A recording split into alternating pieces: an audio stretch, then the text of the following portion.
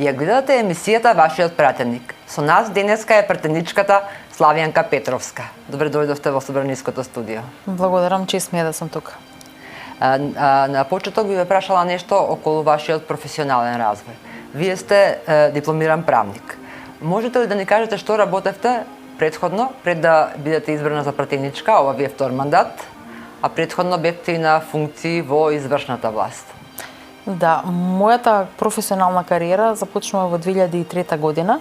Тогаш за прв пат се вработувам, станувам дел од институциите и се вработив во тогашниот сектор, па подоцна и секретаријат за европски прашања, каде што бев до 2006 година.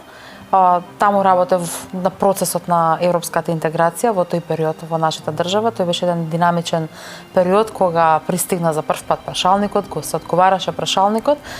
Едно поинакво искуство, би рекла, и тоа е основата онака каде што да речам почнав професионално да се градам. Во 2006 година бев префрлена во собранието, во оваа зграда, меѓутоа како дел се разбира од службата и таму бев се до 2015 година, кога заминувам во Министерството за внатрешни работи, од 2017 и како шеф на кабинет на министерот за внатрешни работи, се до 2020 година, кога прво бев избрана за дополнителен заменик министр за внатрешни работи во техничката влада за спроведување на парламентарните предвремени тогаш избори, а подоцна и во август за пратеник, и тоа е мојот прв мандат како пратеник. Што е тоа што ве мотивираше да се ангажирате политички, да влезете во политиката уште од млади години?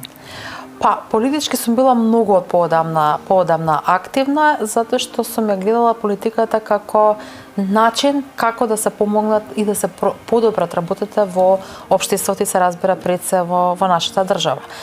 Мотивацијата веројатно ми била во тоа време, гледајќи ги сите расправи, собраниски дебати и така натака, не мислејќи барем во тој период дека еден ден јас ќе бидам пратеник, меѓутоа подоцна со поголемиот политички ангажман се разбира, и таа амбиција се појави да бидам пратеник.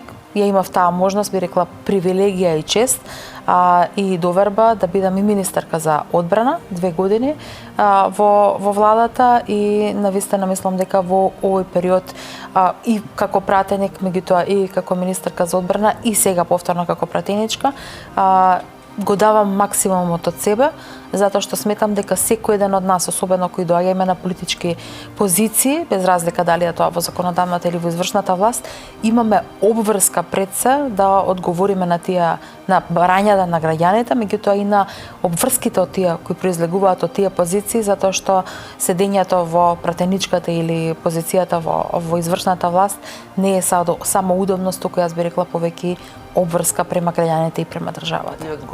И одговорност, се разбира. Родени сте во Скопје, низ годините сте живееле во повеќе скопски општини, во неколку скопски општини. Сите тие имаат своји специфики. Колку средината во која живеевте, во која се образувавте, влијаеше на вашето формирање како личност, и кои други фактори влијаеа на градењето на вашите ставови, политички принципи? Пред се како човек мислам дека најважното нешто кое што од каде што го црпиме она што сме денеска или она што јас сум денеска, тоа е семејството и домот. Атмосферата и она што значи влијание и на родителите, воспитувањето пред се, она што го нарекуваме домашното воспитување, тоа е кое започнуваат да го обликува човекот. Се разбира дека и средините во кои што сум учела, сум работела, меѓутоа и сум се дружела со пријатели, со другари во основно, средно и подоцна, дека и тоа на некој начин влијаело во позитивна смисла на зборот на проширување на моите сваќања и формирање на личност каква што сум денес. Искрено, ако се навратам наназад и ако треба да одберам дали повторно би го дала истиот пат и дали повторно би била во тие ситуации во кои што сум била, јас ќе ги одберам затоа што сметам дека тие ме направиле личноста која што сум денес. И многу често знам да кажам дека од она што почнало како мое воспитување од родителите, давање на еден поглед на светот, дека тука сме ние сите да си помагаме едни со други, чувство на емпатија дека треба да имаме, меѓутоа и почитување взаемно, без разлика на различностите кои ги имаме, и секој од нас се носи некоја своја специфика, дека почетот треба да биде пред се и над се, и мислам дека тоа е како основа на се она понатаму што сум се надоградувала и преку формалното образование, преку неформалното образование, меѓутоа се разбира и преку животните случувања. Така, интересно е, кажавте и преска, дека во еден период, не баш кус период, од околу една деценија, бевте дел од службата на собранието. Колку тоа што го стекнавте во тој период како знаење, како искуство, ви помага сега при извршување на пратеничката функција? Многу.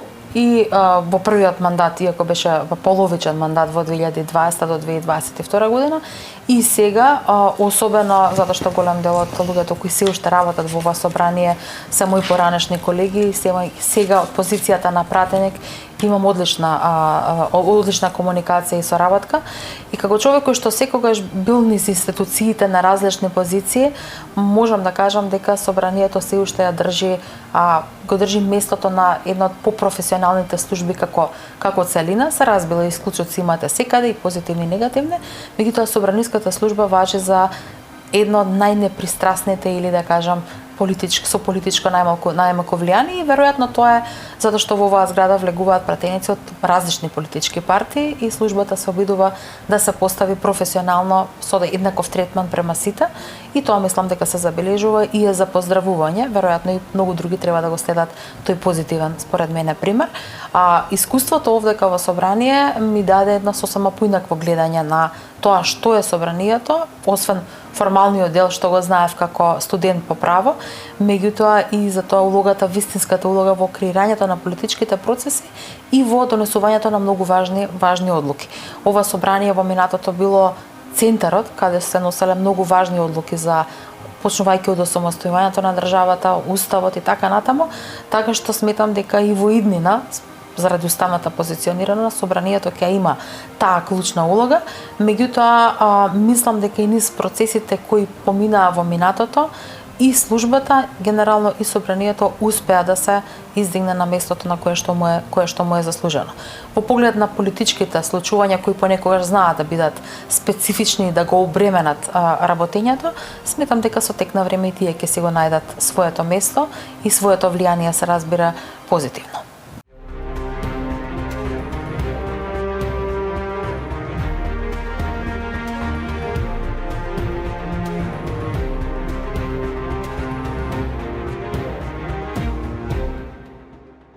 Како пратеничка членувате во повеќе работни тела во собранието. Комисијата за надзор над работата на Агенцијата за национална безбедност и Агенцијата за разузнавање, во Комисијата за уставни прашања, во Комисијата за политички систем и односи меѓу заедниците, Комисијата за надворешна политика и надворешна трговија, Комисијата за одбрана и безбедност. Зашто најчесто дебатирате и зашто се залагате во овие работни тела, а потоа и на пленарните седници? Во принцип разговараме, се разбира, за главниот фокус на пратениците и особено на мене како пратеник од опозицијата е контрола над извршната власт или начинот на кој институциите функционираат или во некои моменти можеби затајуваат или се прекршени некои правила и процедури, затоа што сметам дека секој од нас од пратениците, без оглед на позиционирањето во пленарната сала, дали седиме централно, лево или десно, дека треба да играме таа улога на контролор над извршната власт. Меѓутоа се разбира дека многу често дебатираме и за она што значи и политики определени преку преточени во законските решенија, со кои се обидуваме да им помогнеме, односно да им го лесниме животот на граѓаните. Како пратеници, секој петок имате можност за средби со граѓаните. Во овој мандат вие влеговте во собранието како носител на листа во 6-та изборна единица. Колку често комуницирате со вашите избирачи и кои се проблемите со кои тие најчесто се соочуваат? Она што значи комуникација, во денешно време се достапни и социјалните мрежи, достапна и комуникацијата, дали било тоа телефонски или на било кој друг начин. Меѓутоа, јас се обидувам да бидам присутна и на терен, онаму каде што сум избрана, во 6-та изборна единица, преку тематски средби со граѓаните, меѓутоа некогаш и таргетирано за да се видам со граѓани кои не можат да дојдат овдека во Скопје. Најчесто средбите сега заради условите ги одржувам овдека во мојата канцеларија во собранието, меѓутоа како што реков, кога граѓаните ќе ми пишат или ќе ми стават на знање дека не може да патуваат во Скопје, тогаш сум подготвена и да одам на терен и да се сретнам со нив. Проблемите со кои тие ми ги посочуваат мене се од најразлична природа иако многу често знаат да бидат од локални прашања, така што во соработка со советниците и советничките групи од мојата политичка партија, меѓутоа често се координирам или да речам ги пренесувам тие прашања, тие дилеми, тие проблеми и на останатите советници па и колегите во собранието, за да можеме да бидеме многу поефикасни во решавањето на тие проблеми. И за крај ве прашала зашто најмногу се залагате и ќе продолжите да се залагате до крајот на вашиот мандат, односно кога би требала да издвоите една заложба по која ќе ве паметат гласачите, што би сакале да биде тоа? Како пратеник сакам да продолжам да го работам, односно да го постигнам тоа што го направив додека бев министерка за одбрана за тој краток временски период, иако во фокусот тогаш ми беа многу прашања кои се однесува и на одбранбениот систем и на градењето и модернизацијата на армијата, меѓутоа главен фокус ми беа вработените во Министерството за одбрана и армијата и подобрувањето на нивниот животен стандард, на условите за работа, меѓутоа се разбира и на платата и примањата кои го обликуваат нивниот животен стандард понатаму.